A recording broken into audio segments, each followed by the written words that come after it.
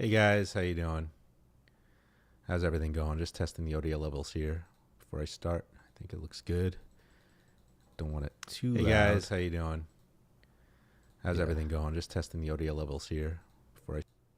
All right, that looks good. All right, so yeah, I want to do a review of this album, Moving Waves. It was actually the upside down first CD I ever bought, and the filter is blogging it out, but I have it in the background so you guys can see the cover.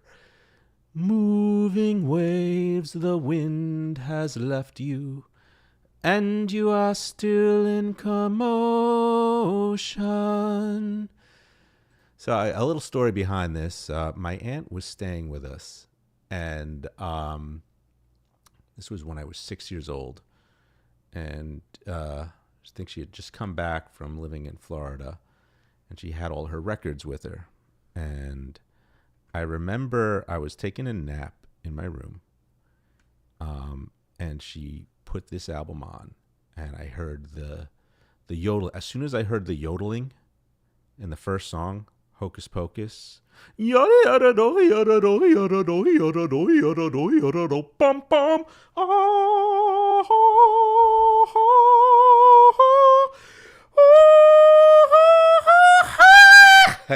can't hit that note like I used to.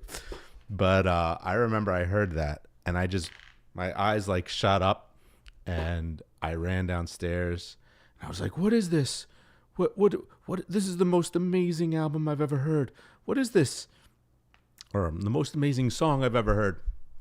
And up until that point, my favorite song was "Mr. Roboto" by Styx, and also um, got into that. Well, my aunt made a mixtape with that song, but the reason I got into that song was because I remember seeing the video on MTV, and this is like I was probably like 3 years old. It was like 1983, and I remember thinking the robots were so cool because I was into Star Wars and all that stuff. I was a 3 year old boy, and Star Wars was still, Return of the Jedi had just come out, and so it was really popular.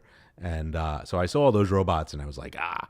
So that was my favorite song. I remember every time it would come on the radio, I would dance to it. My aunt made a mixtape that had that song and a bunch of others.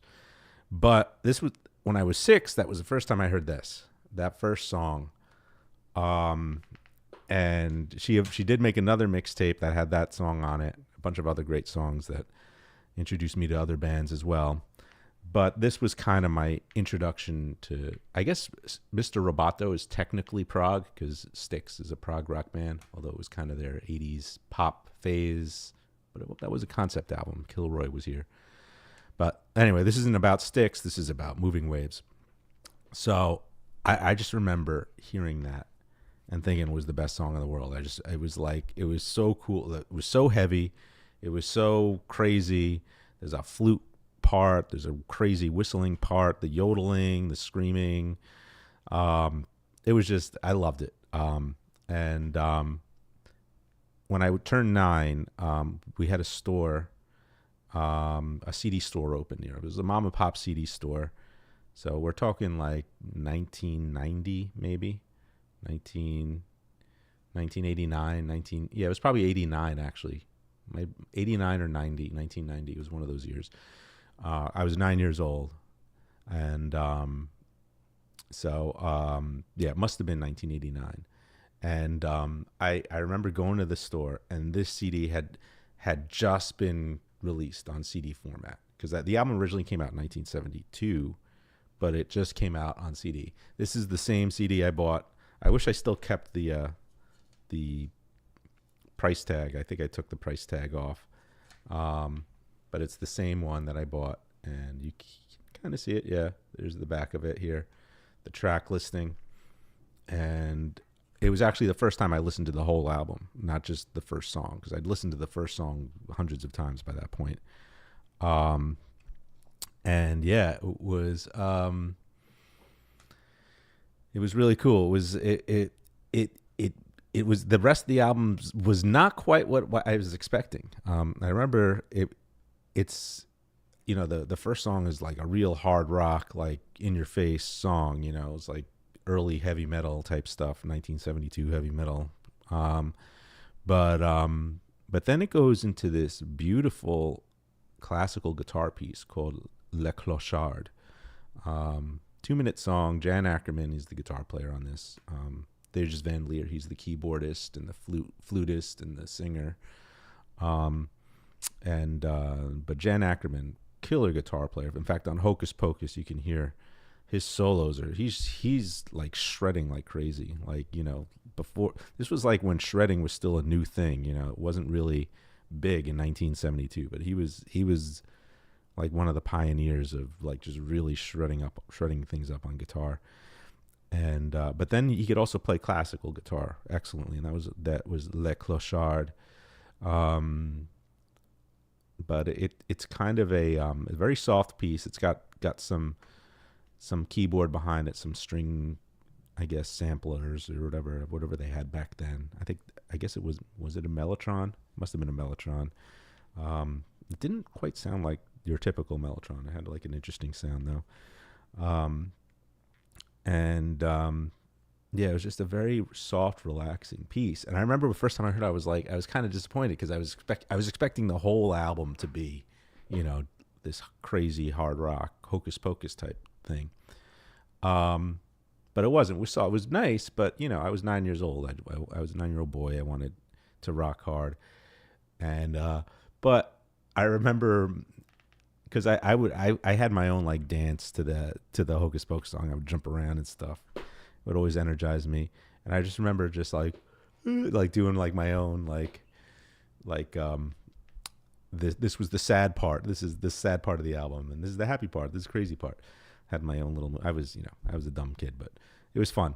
I love music. So yeah, and it continues in that vein in the third track, Janice. Janice is more of a flute piece, and it's do do do do do do do do do. It's got this really nice melody, kind of jazzy. There's like this little jazz guitar thing behind it. It picks up a little bit from Le Clochard, but it's still a very soft song. Now, keep in mind, this was kind of like the first prog rock album I ever listened to. So you can compare it to like something like King Crimson's In the Court of the Crimson Key, which came out 1969, 3 years before this, which had a very hard rocking first track, and then it goes into these really soft tracks later on. And that, I think it's kind of following that model, because you could tell Focus, they were big on prog rock, because this is one of the best. I consider it one of the best prog rock albums ever released, even though it's not as well known as some of the others. And also Thijs Van Leer, he's a great flute player. Probably inspired by Ian Anderson. In fact, I think on their first album they had a song called House of the King, which is very very Tully, very Tull-like. It just screams Tull to me. The way it's kind of get that medieval kind of thing, but kind of a little bluesy thing behind it. Really cool track. I think it was used for actually a British TV show. I forget the name of it, but yeah, that was kind of their first kind of minor hit. Hocus Pocus overshot it eventually, but that first album had that was a little bit of a hit for them. And Janice is more of a flute thing, but it's definitely not Tull-like. It's more classical, a little jazzy, and beautiful, a beautiful piece. And, I've come to appreciate, of course, as the older I got, the more I appreciate this album. You got to keep in mind, before Spotify, before Apple Music, before all these streaming things where you could just basically listen to an entire musician's catalog in one go without having to buy anything, you had to buy CDs, or you had to buy records even before this. And I owned a few records, but I was kind of young for record ownership. CD era was really my era when I was getting music, and I wish you could see it though. But these were CDs. They had plastic cases. They had these little inlay card things. I remember reading this. I read this a bunch of times. There's a whole thing on the history of the band, and in addition to the track listing, it was like you really like. And I would just like, back then I would actually sit and listen, or actually I would dance around and listen and jump around whenever I got into it. and it was something that, it wasn't just background music to me, because you bought an album when you spent your hard-earned. And when I was 9 years old, I think this was $15. It wasn't cheap, because CDs were kind of new. They were kind of expensive back then. So it was like it was an investment. So you wanted to get your money's worth. So I listened to this. Keep in mind, it was my first CD. So I listened to this hundreds of times. I listened to this album, even though at first I was a little disappointed. Like not every track is, crazy metal, prog metal, or whatever you want to call it. I didn't know what progressive rock was back then, but it wasn't as hard rock as the first one. Like I really started to appreciate these albums. So those first 20 or so CDs that I owned, I know those albums like the back of my hand because I listened to them so much. We kind of lost that in recent years. We kind of because now music is so easy to get. It's there's so much out there. There's so much available. You don't have to buy a CD anymore. You just put on a playlist, or on Apple Music or Spotify or Pandora, or having it pick the songs for you. We did have radio back then. Radio DJs would play their stuff, and I remember when I was a kid trying to tape my favorite songs, like record it off the radio, make a tape off of stuff that was taped off of radio. But when CDs came out, it was you could make much better quality mixtapes because the CD quality was so much better. I made many a mixtape that had music from this album on this back in the early 90s. It was great. So moving on, the fourth track, Moving Waves. This is the title track. This is the only track that has lyrics. I was singing it earlier. Moving waves, the wind has left you, and you are still in commotion. Beautiful song. Lots of piano. The piano is kind of doing this arpeggio thing. Makes it kind of sound like waves moving back and forth. I love this album. Yeah, it's a beautiful song. Now Focus 2 is the fifth track. And now we're starting to get into, things are starting to get hyped up again. We had 3 tracks that were relatively soft and calm. But Focus 2, things start to pick up a bit. It's a very, but it's I guess it can't make up its mind where it wants to be, and that's not a bad thing because the mood changes a lot. It's a lot of mood changing, sudden mood changing. It goes from like soft sections to fast sections to soft, and lots of time signature changes. The guitar sounds amazing. There's like these really cool moments in there. And this was more in the vein of like Hocus Pocus. I was like, all right, now we're getting somewhere. Now we're getting some energy into this. And I really liked this track when I first heard it. Still love it. It's kind of a prelude to the one that's going to come, because this album has a side-long epic. And for those of you who don't know, progressive rock, that was a popular thing for bands to do, is to make a song that filled the entire side of an album. So the last track is 23 minutes and 4 seconds long. It's called Eruption.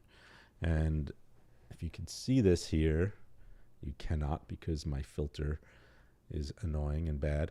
Yeah, if you could see the there's so many different you know what? I'm gonna do something different here. I'm going to open up a browser and just show you that way so that you can see.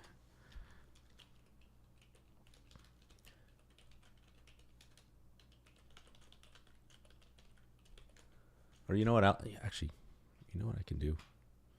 Nah, actually, that won't look as good. See if it has the rear of the album here. All right, it looks a little. Yeah, this is a little bit more like what I have, but yeah, there we go. All right, I'm gonna share this screen with you guys. not that one. Gotta change this here to, here we go.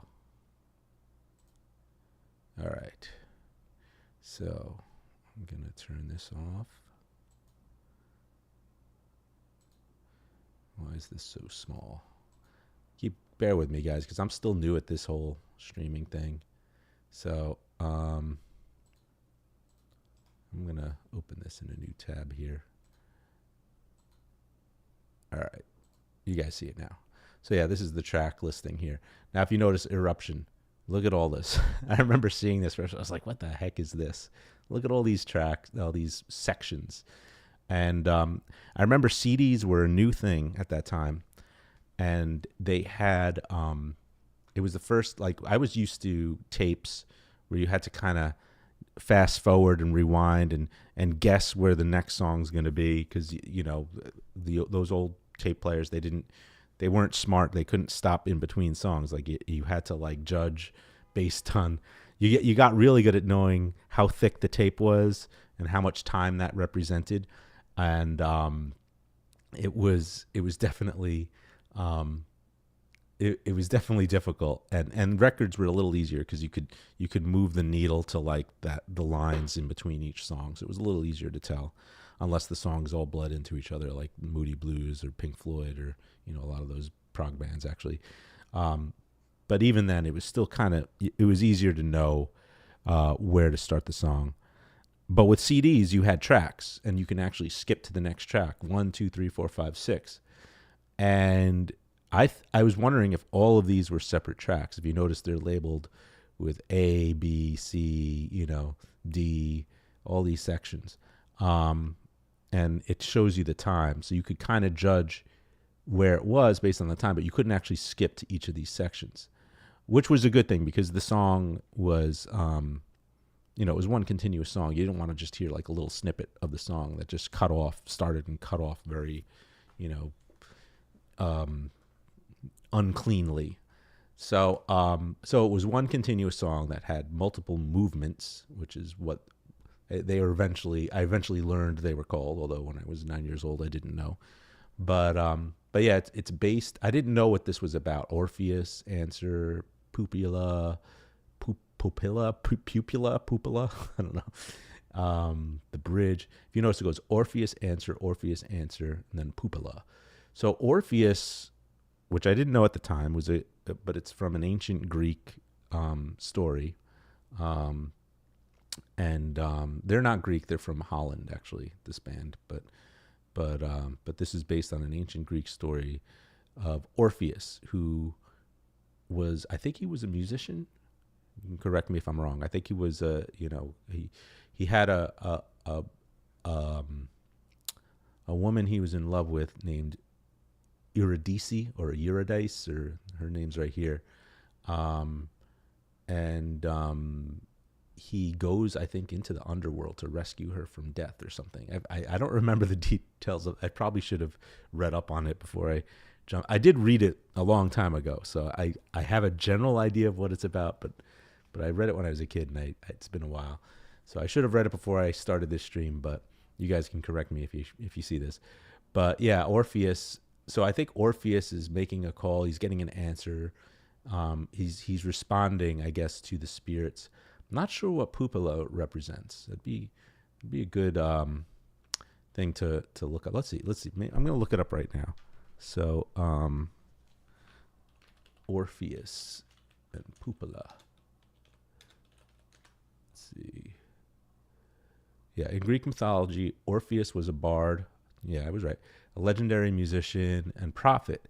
He was also a renowned poet, and according to legend, traveled with Jason and the Argonauts in search of the Golden Fleece, and descended into the underworld to recover his lost wife, Eurydice.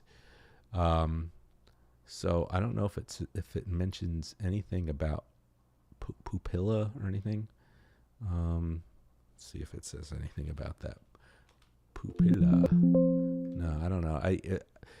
I assume it has something to do with the story, but I'm not sure. So, but Yeah, it was cool. It really intrigued me. I definitely was intrigued by this story. And I was into Greek mythology already as a kid back then, but I hadn't read the Orpheus story yet. So I definitely read up on it after I heard this song. Now, Orpheus is a very soft section. It uses a lot of like, it was very popular at the time, especially in prog rock music, although this was the first time I had heard it. Where Jan Ackerman would take kind of, I guess they would use a volume pedal to give it that kind of throbbing in and out sound. Some people are able to, coordinate their hands so that they can adjust the volume knob on the guitar itself. But he might have been doing that. I wouldn't be surprised if he did that, or if he used a volume pedal. I'm not sure. I'm sure volume pedals were around back then, but not everyone had them. So yeah, it was kind of it's kind of a soft. It kind of almost sounds like someone speaking.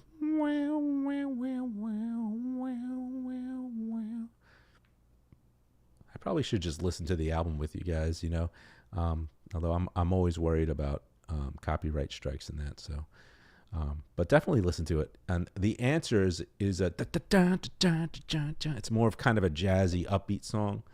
And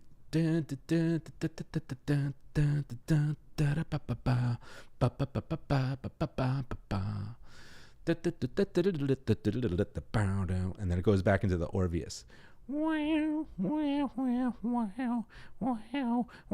It's like that. It doesn't sound like, it sounds like a guitar, but I'm trying to emulate it as best I can.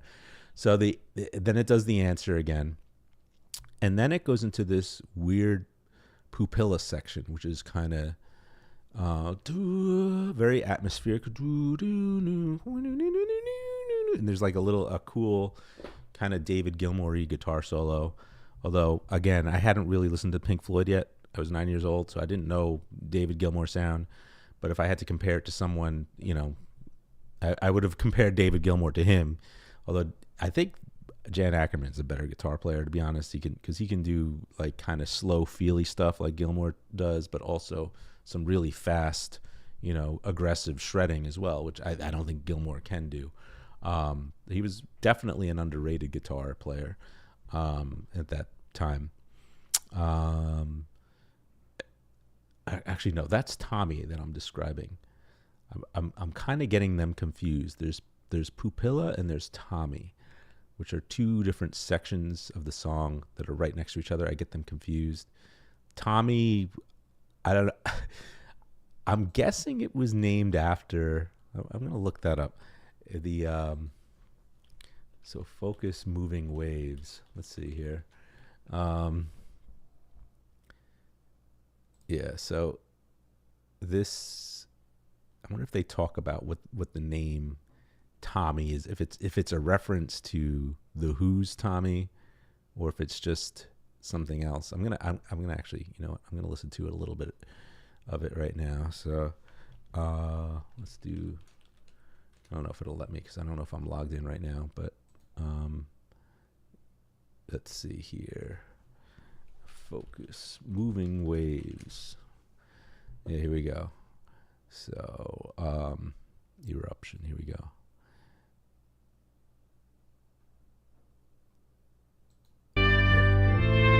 Yeah, that's what I was talking about, the Orpheus section.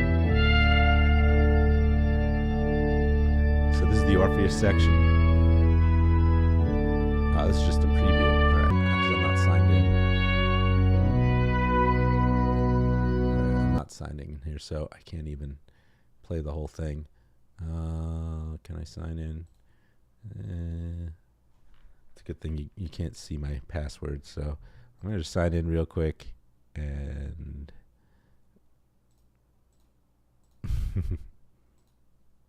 see if I can play the whole song. And of course, I got to do the two-factor, whatever the hell it is. Oh shoot! It just did it, and then it. Try it again. Okay.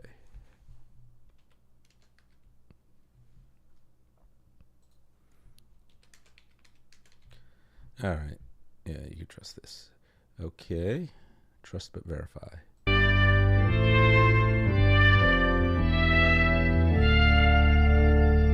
Still giving me just the preview though.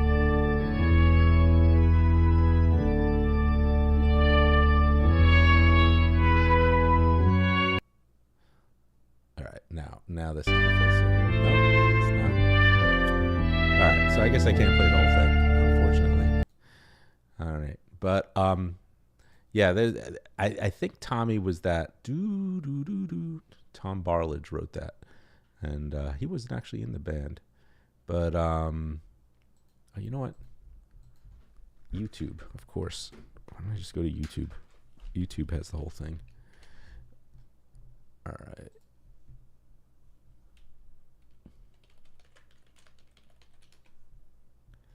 Let's see here. All right, here we go. Focus.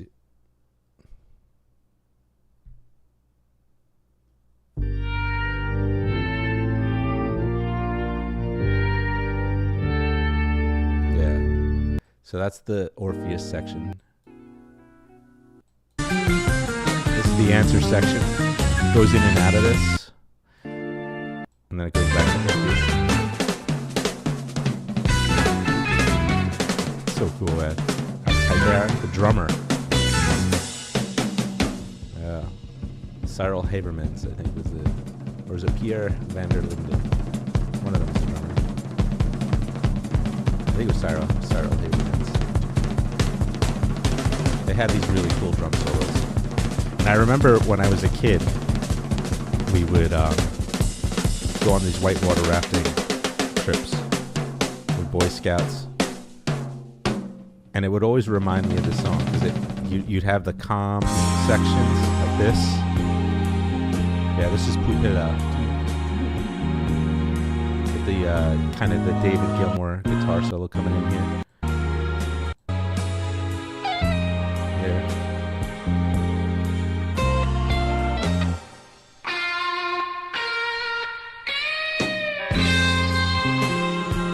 Yeah. I think this is the Tommy part actually. I think the yeah,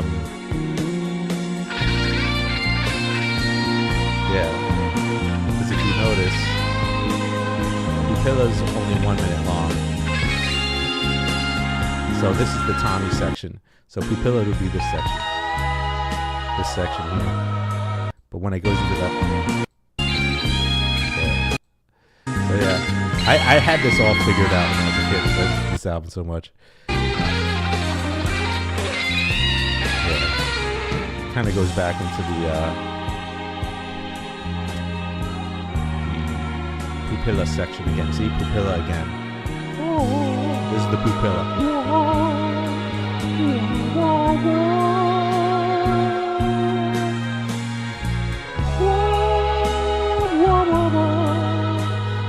But watch, it's going to go back into answer again. Right about now.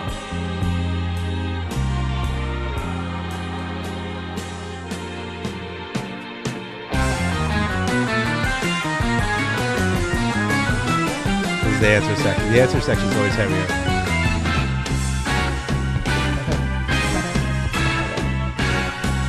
And it goes into this bridge section, which is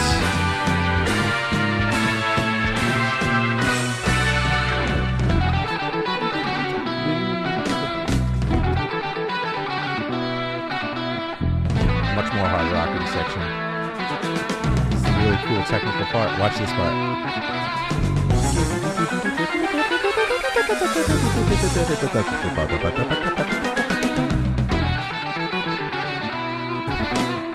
And then it gets into this really cool jam here.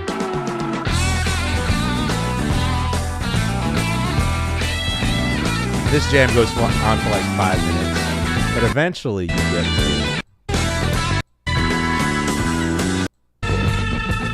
nice little organ solo. They just jam after a while.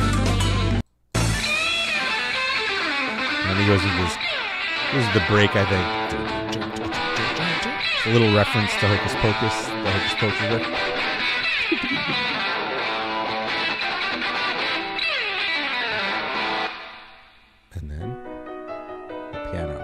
This is Eurydice. This is his wife. So he comes to, I think in the story he goes in to get his wife out of the underworld. So this is him finally meeting up with his wife. So I guess all this crossing the bridge and everything into the underworld, and that's him journeying into the underworld. He's now made it to his wife now. This is her song. And then it goes into Dayglow.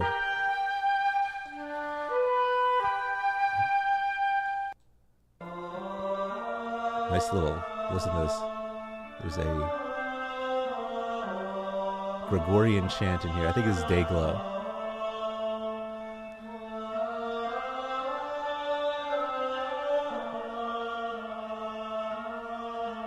I probably should just listen to the whole thing. But yeah, it's amazing. It builds up to this really cool part here. And then there's this long drum solo. Whenever I was doing the whitewater rafting, I remember thinking like, this is the part when we're going over the rocks. So yeah, this is the endless road, I think. And then again, it goes back into after. Oops.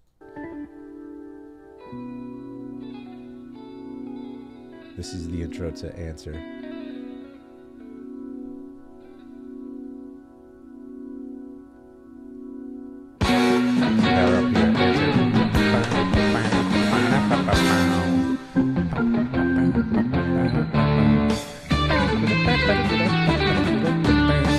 Then into Orpheus again.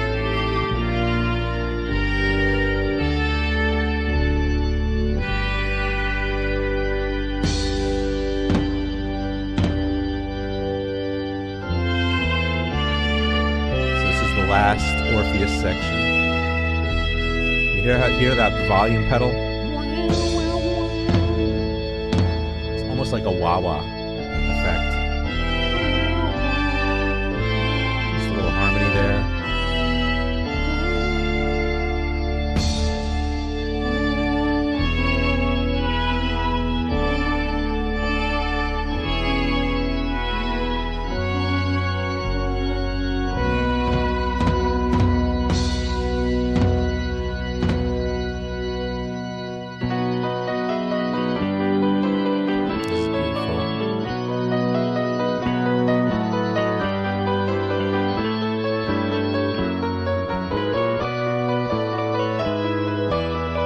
Final section, Eurydice. I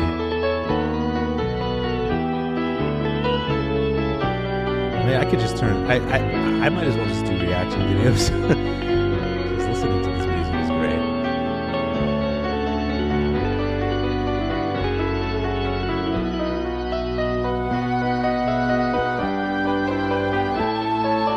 There's the flute again.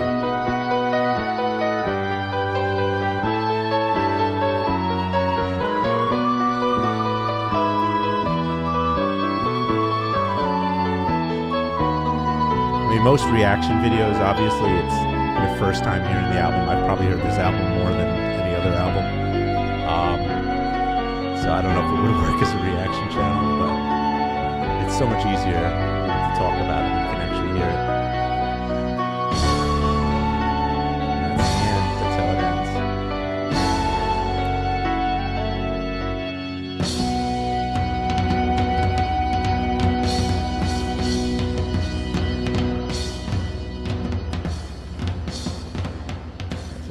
Awesome. Yeah, so that's Eruption. Takes you really on a journey. I remember those last drum hits. I was like, it's like those are the last bit. Like you're in the calm section of the rapids, and then you hit the last bit with the rocks, bumping you along the way. And I would always think of this song whenever I would do whitewater rafting when I was a kid. But yeah, it was cool. And I remember too. Keep in mind, this was my first CD. Not too long after, I think my dad bought a car that had a CD player, and that was a big thing back then. But it wasn't the type that you put the CD directly in the dashboard. It was like, it was in the trunk, and it was basically a 10 CD shuffler. You would put 10 CDs in there, and you could just play all the CDs in order. You could just play one CD, or you could shuffle the tracks within one CD, or you could shuffle all the tracks on all the CDs in there. And I remember when me and my sisters and my parents would go on trips, I'd put this CD in, and they would hate it when it would land on Eruptions, because that would mean I would get 23 minutes, because we'd each get two CDs. We had two sisters, my two parents. We'd each get to pick two CDs. So of course I would pick this one and maybe Thick as a Brick. Later on I got into Jethro Tull. Thick as a Brick. I think the original issue of the CD, which I had, was just one track. Now it was later, it was split into two tracks for each side, but the original issue was just one continuous 45-minute track. So anytime it would land on that, it would play the whole thing, and my sister would be waiting for their song to come on. They'd have to listen to my song for 45 minutes. The same with this, and this one was in there a lot, because this was my first CD, and it was my favorite CD for a long time. Still is to some extent. There's always that first favorite album or whatever you have as a kid. Like, it never really leaves you. I always go back to this one. So yeah, whenever it would land on Eruption, they'd have to listen to the whole thing before they could get to any of their songs. So yeah, that's my review of Moving Waves. 10 out of 10 album to me. One of my favorites, if not my favorite. That's why I wanted to do a review of this one first, just because it had such a huge impact on me. After I got into this album, shortly after I got into the Beatles and Led Zeppelin and Pink Floyd and Yes and Genesis and King Crimson and Renaissance and Jethro Tull and ELP. I mean, I went down the whole prog rabbit hole, like, not too long after getting into this. Like, that was basically my teenage years, while my friends were listening to, like, Green Day and Pearl Jam and Nirvana and whatever, No Effects, and while they were listening to that, I was listening to this stuff. I wanted to start a prog band. I had this whole Drakis epic. It was going to be like a 20-minute epic like this was, but about a dragon and stuff. We tried to get a band to do it, and when I was in high school, but it was too difficult. It was like I couldn't play half of it. The band was like getting frustrated with all the different sections I had in mind, so we kind of scrapped it. It wasn't until like 25 years later that I finally finished it, although it turned out much different than I had originally planned. Much better, I think, than I originally planned. So if you want to check that album out, it's called Drakis. You can check out my new EP too. Just search James Murray. The new EP is called Shells, or you can check out Drakis, my album. So there's my little shameless plug in there if you want to check out my music. But yeah, this one, I'm going to try to do these reviews a little regularly, just to get some traffic on the channel and communicate with other fans of prog and music that I like. I might do other types of reviews, not just music. I might do movies and game reviews, or just talk about anything. I don't know. I don't want to limit myself to just one thing, but let me know what you guys would like to see more of. If you want, I could do reactions. I'm just worried about, playing music, getting copyright strikes, because I know that happens to a lot of people that do reactions, but I know it's a lot better when you can hear the music. I don't think I'll get a copyright strike for this, because I think Focus, they're pretty cool, and I think they would appreciate the exposure. I think they're still playing live. Thij Van Leer's still out there. They have a bunch of other great albums, although this is the one I remember the most. But they're all really good albums, and so you could check them out next time they come around live. I think they're still around. I don't know. I never saw them live. I should do that at some point, but before it's too late, because they're getting old. But I don't think Jan Ackerman's in the band anymore. I think it's just Thij Van Leer and some new guys, but still worth checking out. Anyway, yeah, I guess I can end it here. How do I end this? How do I turn this thing off? Again, this is my first time trying Rumble Studio. All right, we'll end it right here.